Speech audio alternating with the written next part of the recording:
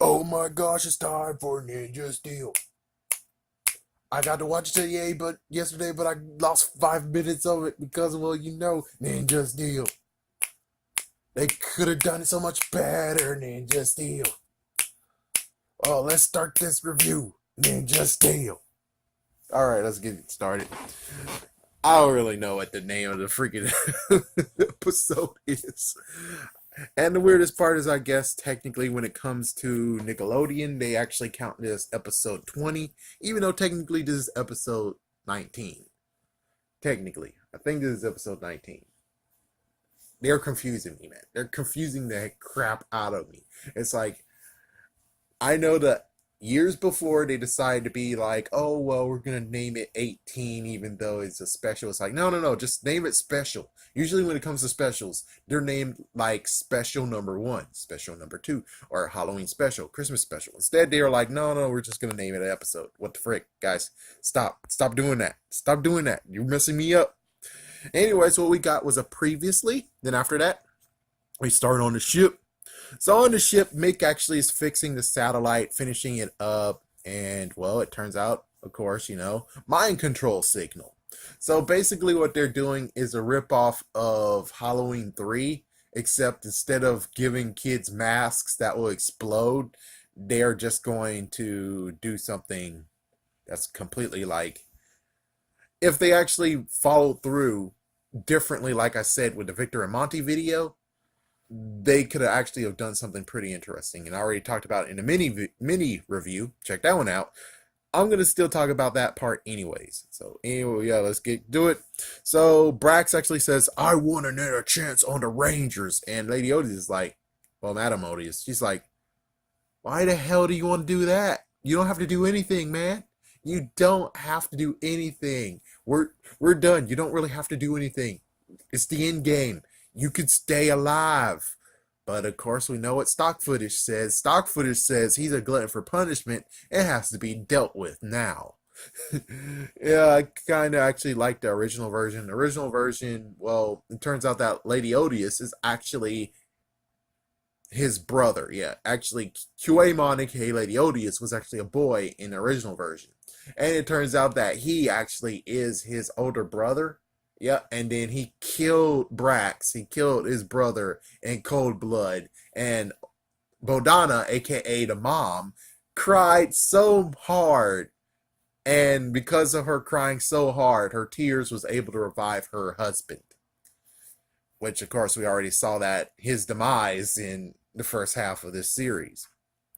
But still, I kind of like the idea of where it's like, I killed my brother, and my mom thinks that the Rangers did it. So now she has a vendetta against the Rangers, even though technically she should have a vendetta against me.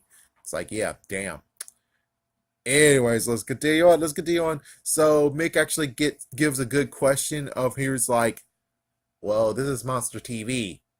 How exactly are you gonna make the people watch Monster TV if it's Monster TV? It makes sense that it's like, oh well, huh.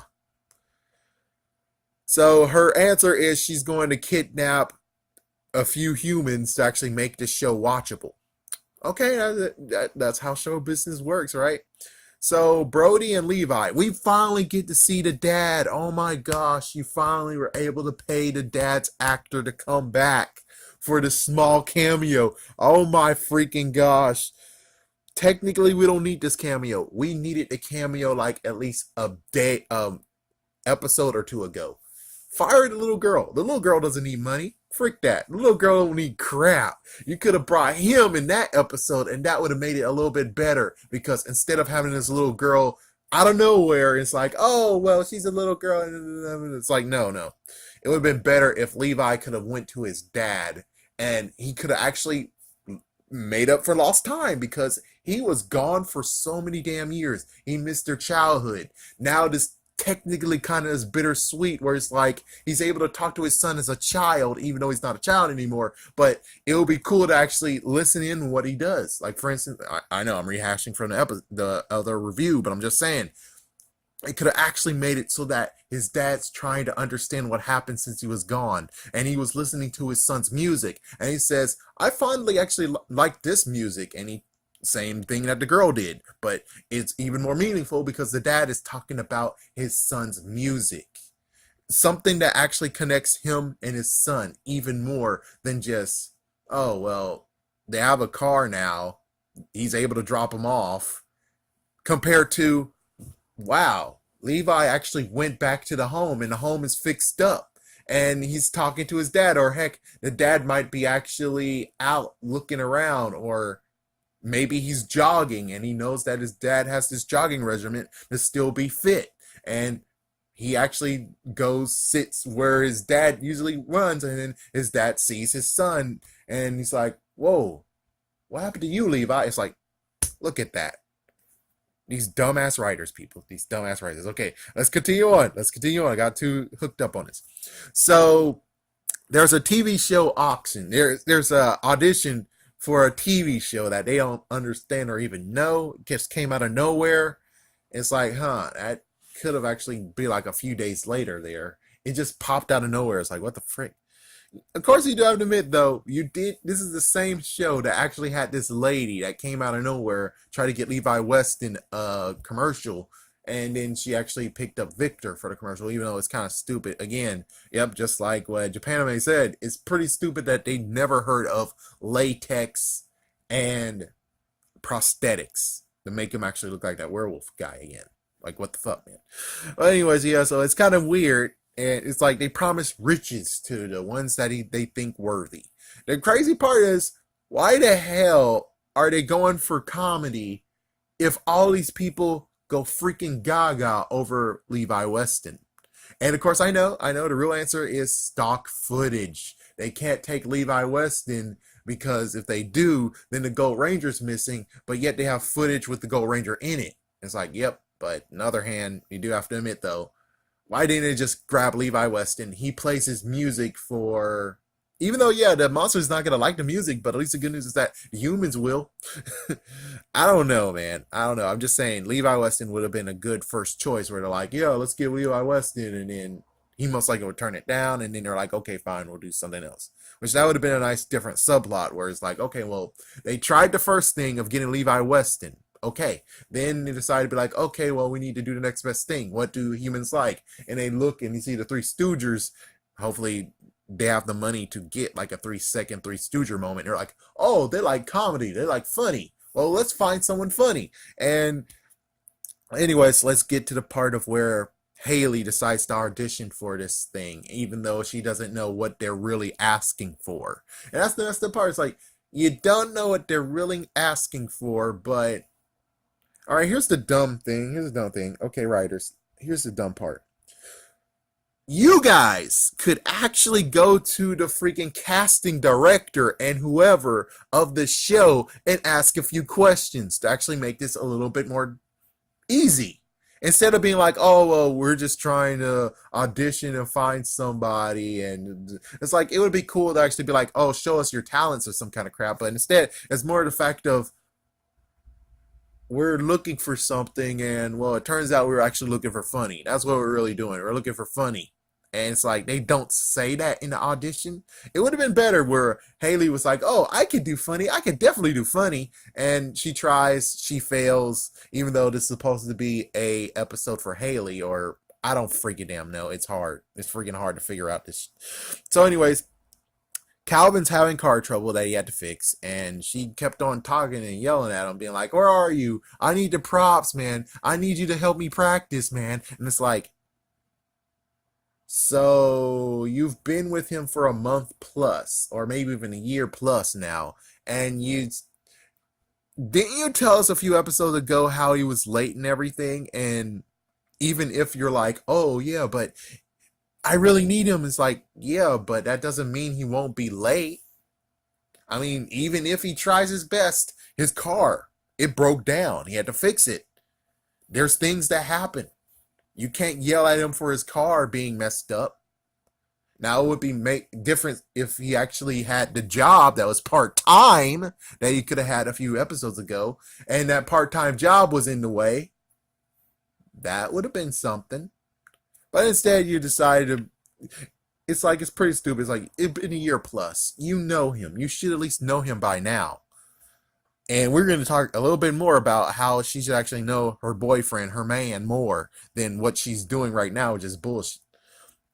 Anyways, Preston actually had to make it worse, but he's bro. It's like, Preston, what the fuck, man? It's like, what the fuck? What he said was messed up. It's like, but dude, many episodes ago, you were bros with Calvin. You were bros. And then all of a sudden you said this crap? It's like, what the fuck, man?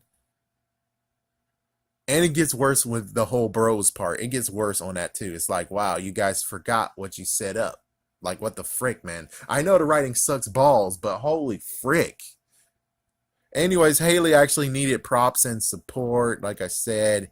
And of course, Calvin forgot the props. And she does a scene from Romeo and Juliet from like some episodes ago. Everyone says she does great. She did it great. But then Victor Amati shows up and they're going to do a doctor act. And well, it turned into like a goofy movie, a goofy cartoon. It's like, yeah, and everyone's laughing at it, and it's like, insert goofy. If you actually insert goofy sounds in this scene here, I'm pretty sure Disney could actually sue their ass and say, hey, what the fuck, man? Even if it's actually real people, they could still say, what the fuck, man? This is a goofy freaking cartoon. Well, anyways, Haley's pissed by Victor Amati being chosen, and apparently the guy, like I said, he wanted funny. He didn't want serious. She did a serious thing. That was a bad move. So it was her fault, even though technically not really her fault because they just said they were doing auditions. They had no idea what he was looking for. So that really actually was a messed up thing with the writers as well. The actual writers writing this, it's like, well, pretty sure if you're doing auditions, you actually would tell them what you're looking for instead of actually just doing a random bag of shit and being very pissed off that you lost, even though you weren't specific on what exactly were you looking for. Anyways, Calvin actually asked, Haley actually asked Calvin about her performance, and well, Calvin actually was a bit blunt about it. He was actually being very honest, and Calvin has a point.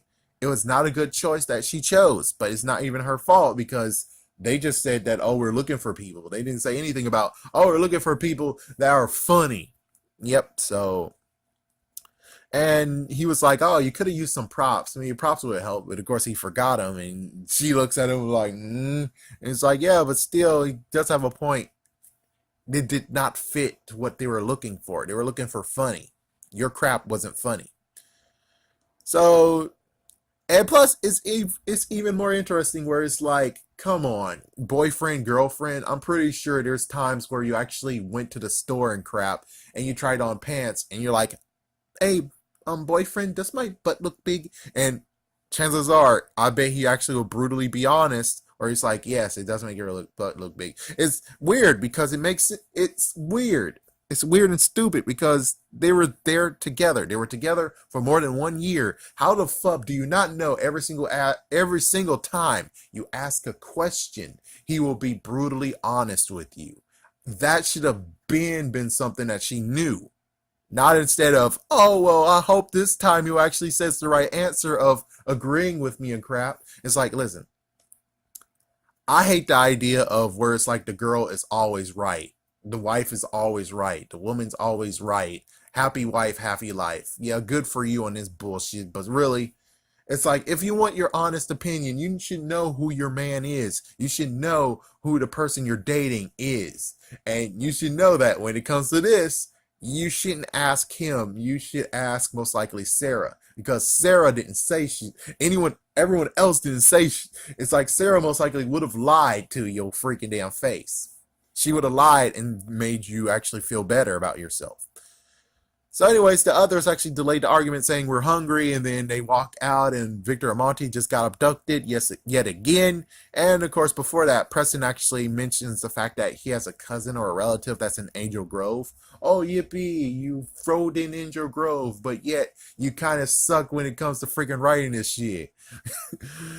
Yeah, and like, it looks like Haley should be happy. Yeah, it's like, yeah, Calvin was trying to say, you should be happy because, well, if you actually did what they wanted, you would have been abducted instead. And Haley just decides to have a big fat fit. over the fact of, oh, I wasn't chosen. Oh my gosh. And also just the fact that he wasn't supportive for her. And it's like, well, but still, though, it wasn't really something you didn't want to win in the first place. Like, freaking damn, man.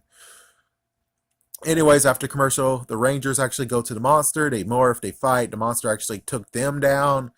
Red Ranger got Lion Fire. The monster's now down to use a finisher, but the monster actually wasn't destroyed. Brax shows up. They both get to turn big. We need more than one episode, more than one Megazord. You think, Brody? You think? And then Brax actually is strong, of course. Duh. The other monster is strong too, and the Ninja Ultra Zord was being used with the original Megazord, the Ninja Megazord. Negative Steel Megazord, and then Ultra Star Blazura was summoned. They did the finisher. Brax actually jumped out of the way. The other monster's now destroyed. Brax actually got a blast in, and now they're like, oh my gosh, we can't take one more hit. Well, what should we do? Oh, I know what to do. Let's use the Blaze Ultra Zord, Ultra Megazord. And then they start talking, and it's like 2 minutes of them talking, or 1 minute of them talking. I'm like, why do you have to exchange crap? You don't have to speak anything. Freaking Brax can kick your ass right now in 1 minute. You're like, oh, we shouldn't be hit one more time. And then here you guys taking 1 freaking minute to talk. He could have kicked your ass. And that's like lots of people who are like, but still though, if they actually take time to morph, the monster can attack them and stop them from morphing. Same exact deal here. You guys are talking. Brock's gonna kick you right in the freaking damn face. Your Megazord is down on the ground now, and you're like, oh, it took severe damage. It's like, yeah, because you guys talked. Freaking do it. Just do it, damn it. Do it. Well, anyways, they did original one actually gave a Megazord slash and an Ultra Zord finished in Brax is destroyed.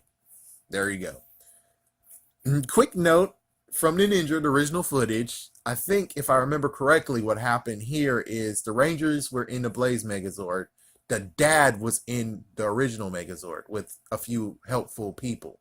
Yeah, I think, yeah, there was actually the dad, and I think the last Ninja might have actually been part of it along with a few others. So yeah, it was kind of cool. That was a cool episode where it's like, oh, whoa. Yeah, that was pretty damn cool. Well, anyways, Victor and Monterey need help still. Calvin tries to see the brighter side, which I guess I most likely jumped. Well, anyways, yeah, he tried to say that, oh, it could have been you, and it's good that and then Haley all of a sudden just starts to freaking go nuts. And Preston tries to stop the escalation, but Haley actually walks off a little bit, breaking off the relationship. But then all of a sudden, nope, she stays. Calvin goes. And I'm like, frick that. No, Haley, you go. You get out of here. I'm just kidding. But anyways, Victor and Monty, well, it turns out that they're now in the spaceship and they are dressed as clowns. Bodana lost her love of her life. So it's either clowning or bashing. So they either clown around up there or they're going to get beaten by the Basher bots. And actually, I like Bokuto bots. Apparently, I named them that. It sounds so much better, actually. Anyways, they try, but Cosmo decided to add Maces as if he's Bowser Jr. So they broadcast it, and they're like, we're broadcasting worldwide, but we see that you're only aimed at one freaking city. One freaking damn city. And I know it could spread, but on the other hand, you're just aiming at one freaking city. It's not like you're engulfing the whole entire world with your beam. So we got the teacher who was like, oh no, my wedding ring. You saved my wedding ring. Oh my gosh, Sarah, you failed. I'll give you another chance. Yeah, that teacher. So she was actually using a video to actually help teach, I think, math. And then all of a sudden interrupted with the transmission. And she tries to flip every single channel, but nope, transmission. And they now got entranced. People in the mall, entranced. People in the street, thanks to a billboard, entranced. Redbot finds it and realizes, oh no, this is it's the freaking Galaxy Warriors set. And now he looks into it more. Haley, for some reason, gets to have all the company. This is where I'm like, what the fuck, writers? What the fuck? It's like, frick Haley. Sorry, but frick Haley. Haley just needs Sarah. She doesn't need everyone else. She does not need everyone else, okay? She does not need anyone else. I would prefer that maybe you have people split up. I would have preferred to have a split up idea where I mean, yeah, they could actually have everyone, all the bros. You could have Levi, Brody, and Preston with Calvin, yeah. But on the other hand, I think they could have split them up, where it's like, okay, well, that's a good idea. Brody and Levi actually goes and try to figure out where Victor and Monty went or how to get on the ship or something like that. Preston goes to Calvin because in freaking so many episodes ago, they showed that they were bros. So it's a good idea for Preston to be there for Calvin, just like Calvin was there for. Oh, sorry, I forgot. They decided to have Haley be there for Calvin in that episode with Sammy. What the fuck? I'm sorry, but yeah, that would have. It's like, look at that. You see how it would awesomely connect? Or it's like, yeah, so forget Haley, frick her. Allow Calvin actually talk to him about girls. So then, after so many episodes later, which he actually did hook up with her, then Preston is there for Calvin now. It's like that makes perfect sense. It's a balancing act. And yeah, we could simply say, oh yeah, but Preston was there for Haley, just like Haley was there for Preston. But Sarah actually just shoot the freaking boys away so those two can talk. Then why the fuck were they there with you in the first place? All right, let's continue on, shall we? Let's continue on. So Sarah actually gets the guys to go for it. Yep. Sarah tells Haley the acting was too over the top, and then she finds out and realizes that, oh man, wow, it was over the top. Yeah, it was horrible. I just needed someone to agree with me, which of course my boyfriend should have. And then she realized that, yeah, Calvin actually has a good point that, yeah. And also just the fact of Calvin used to be messed up, but now he improved more than he did previously. He improved more. So Calvin actually, she calls him, and Calvin ignores the call, and he got caught by the TV. Now he's entranced. Yeah, good job. Good job on that. Good job, Haley, you idiot. Good job. So at school, the principal, it's kind of funny, the principal, she's like, school's closed. Go watch TV. I bet lots of kids would love that, right? And well, the question I have is, aren't there students in the school though? And if you're close to school, but there's students in there, it's like it makes more sense that you actually will welcome the students. The students watch the TV, and then oh, there we go. Instead of being like, oh yeah, go home and watch TV. It's like, yeah, but they would do something else most likely than watch TV. Or it's like your plan kind of would fail very badly.